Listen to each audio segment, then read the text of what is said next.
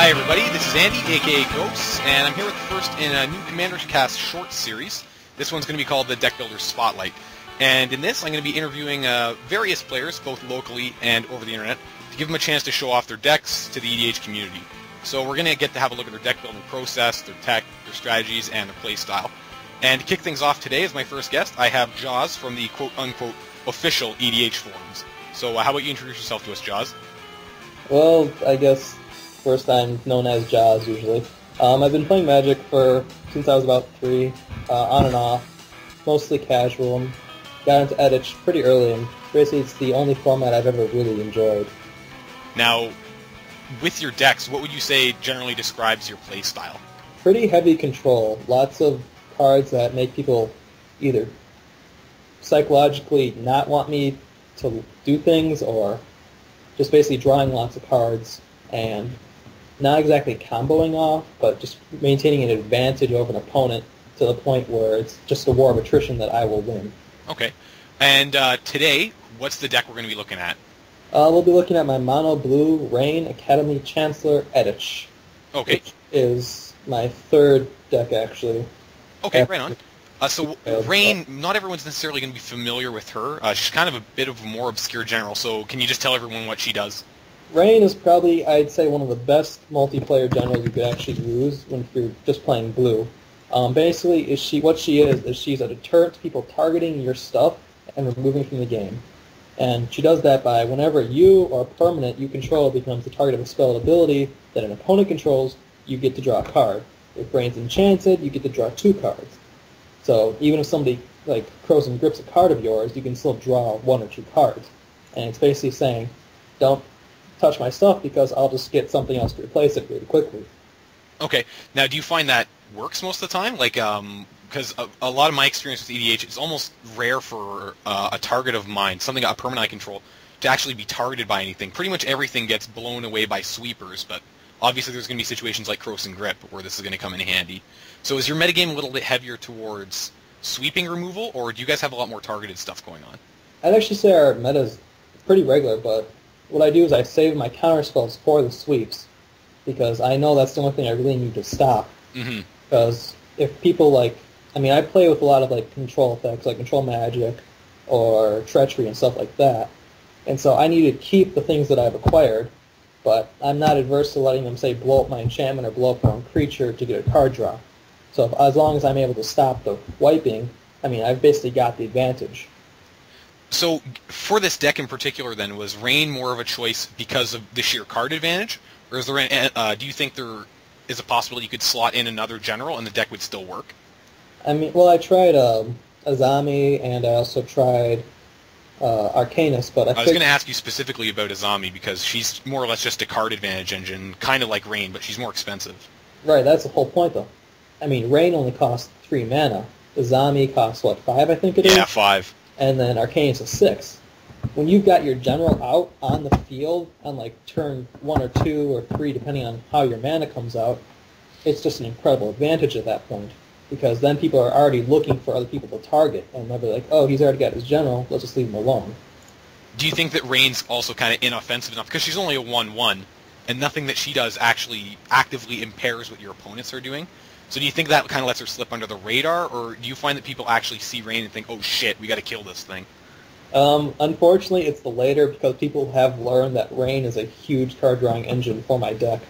So it's not uncommon for Rain to just have 3 or 4 people try to get it off my board so they can start taking out the rest of my stuff en masse. So if that's the case, how do you go about protecting her, or do you even bother? Do you just let her expire when the time comes and play her again? If I can protect her, I can, but most of the time it's they waste removal on Rain. A general you can just pretty much recast with some extra mana. So I'm just like, alright, here's my general. You killed him.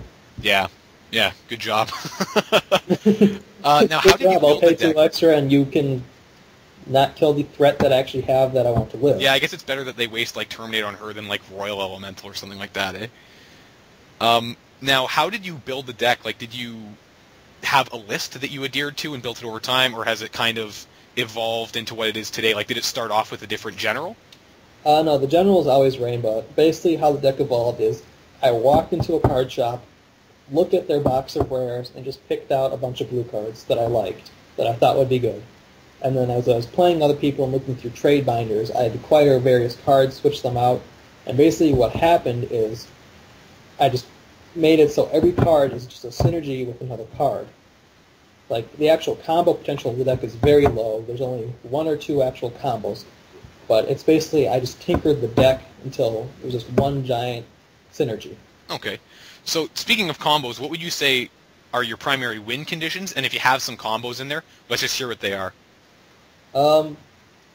Usually when I win, it's when I hear most other players say I scoop, because I've just created some massive card advantage through whatever I'm playing, but if I ever want two combo off... So you actually just frustrate people out of the game, or do they just concede because you have such a large board position advantage and card advantage that they know they're not going to be able to come back?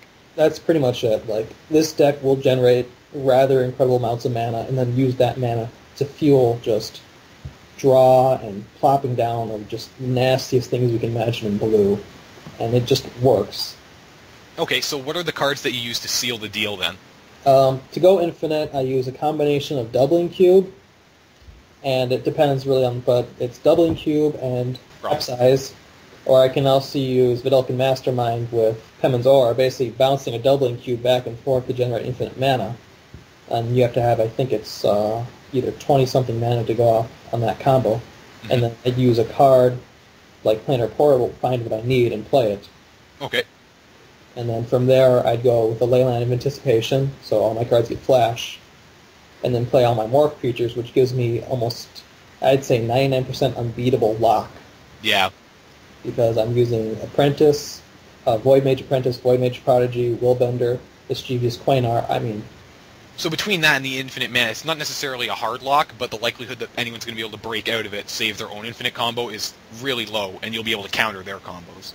Pretty much. I mean, Void Mage Apprentice can counter even Split Second, so the odds of somebody, like, Sudden Death or Frozen Grip or something to one of my things is almost impossible at that point, and then I can just replay it by bouncing it back and using the Leyline of Anticipation to flash it back in. Mm-hmm. So then, outside of the key win condition cards and the combo cards, what are the kind of highlight cards that you're that when you play them, people kind of say, "Oh, I've never seen that," or "Oh, that's kind of interesting." Like your kind of secret tech that you've sprinkled into the deck. Well, Back to Basics, Invoke Prejudice, Shimmer, like these old cards from Urza's, Legends, Tempest Block that people haven't really heard of because the mechanics are either so weird or a lot of people don't even like to think of Urza's block just because it's some of the utter brokenness that came out of it. Yeah. But to give listeners some idea of some of the stuff that's in this deck, there's a card called Shimmer, back from is it either Mirage or Tempest, I believe. Yeah, it's Mirage. This thing is Mad Note. And I apologize if anybody is vomiting after they listen to me explain what this card does. Shimmer is a blue enchantment. It costs 2 colorless, 2 blue. It's just a regular enchantment. When it enters the battlefield, you choose a land type. Each land of the chosen type has phasing. If you're not familiar with phasing, basically what happens is at the beginning of each player's upkeep, permanents with phase, well not upkeep, I'm sorry, before the upkeep, at the beginning of the turn, before the untap step, permanents with phasing will either phase in or phase out. So what Shimmer does is it basically denies an opponent the basic land or even some non-basic lands of that type by making them basically unavailable for an entire turn cycle. So basically, if an opponent's playing, especially monocolored, you can pretty much lock them out of the game with this. Yes. Okay. That's pretty, that's rude. That's I like it. The deck is. Now, and you also, I noticed, have quite a few stealing effects, like Treachery and Volition Reigns and Confiscate, that kind of stuff. So do you very often end up actually stealing away somebody else's permanents and beating them down with it, or comboing out with it, etc., etc.? More often than not, I never get the chance to use like more than 2 or 3 of them because like most of the time I've either discarded them to my Stronghold Biologist or Stronghold Machinist to counter spells, or that they can never get something for me to steal onto the field after all my own counter spells have gotten to it. Okay. Now, under the pressure of playing against, say, 3 other people in a free-for-all 4-on-4 game, what makes this deck work? Why does this strategy click? Basically, Rain, the general itself, is what makes this deck work. So she's a huge linchpin in this. This isn't one of those decks where you just have a bunch of good stuff in the deck and then your general is coincidental. No, like I said, the entire deck is synergy. every single permanent I have in the deck is basically a threat. Even my mana artifacts are threats. For example, like Doubling Cube. I've literally seen players who will go after Doubling Cube with everything they can till it's destroyed because everybody knows it's a threat because it produces so much mana. Yeah, it's a combo piece. So, it's basically, the more bombs you actually have in a deck that people are afraid of, the better your deck will actually do in multiplayer. Either they won't want to target you because you'll be drawing cards off rain, or they can't target you because you've got some sort of lock on them. Yeah, okay. Now, that said, it sounds like a pretty strong deck. Do you ever find you get hated off the table faster than you can do your own thing? Quite frequently, actually. That's actually very good. I went up against a 5-color sliver deck, obviously, a Vendolin Click deck, and an Una deck, and about turn 4 I was overrun by slivers, fairies, and obviously a Click. Yeah. Because I had a pretty nasty board position coming up. So you have to play kind of carefully then to avoid turning the whole table against you with this deck, or is this just kind of one of those things where you got to go in expecting that and blow people out before they can get you? It's a combination. I mean, I've gone into games where they've just ignored me because I had such a bad land drop early on, and then I've gone into games where I've completely, by turn 3, had my general out, turn 4 started assembling pieces, and then by turn 11 or 12, which is usually how long our games last, I've had people start saying, he's got too many cards in hand, he's got who knows what it is, but I'm scooping. Yeah, it's over. Okay. Now, that said, what would you consider the biggest weakness of this deck? Like a different archetype, certain cards it folds up to, anything like that? I think the biggest weakness it has was the sliver deck that I faced once. Usually fast aggro, like really fast, really good aggro decks. Yep. Can slip past it if I don't have like a good collection of control stuff in my hand. So do you say the deck kind of needs some time to stabilize then? Yes and no. If I get a good hand, it doesn't have to stabilize. I can just literally lay things down. Mm-hmm. But if I have like a really high curve hand, even with lots of mana, I'll have some problems because I can really play one thing a turn. Okay. And for anybody that checks out the deck list, what would be the key piece of advice that you would give from your experience playing with it to anyone that wants to play even a similar kind of deck? Work on your artifacts first. Of all the decks I've made, I've always basically included the same artifact in all of them, which is Bow Seam Strip, a Doubling Cube, Extraplanar Lens. I only play mono because I don't like paying a lot for dual lands. Gauntlet of Power, Gilded Lotus, Journeyer's Kite. Mind's Eye is very important in Edge, especially in multiplayer. I mean, it's pretty much card draw after card draw. Mm-hmm. Planar Portal, Reshow Lantern, Sculpting Steel, Soul Ring, and then for this particular deck I put in a Quicksilver Fountain and a Rings of Bright Earth, which I might take out actually. Yeah. Okay. And closing everything out, do you have anything else to say about this deck? Any more comments, etc.? No, I think that's all it is. I just have a couple words of advice. Basically, on building a deck, it's the easiest way to build a good deck for Edge is you just build the deck and then you tinker it until it works.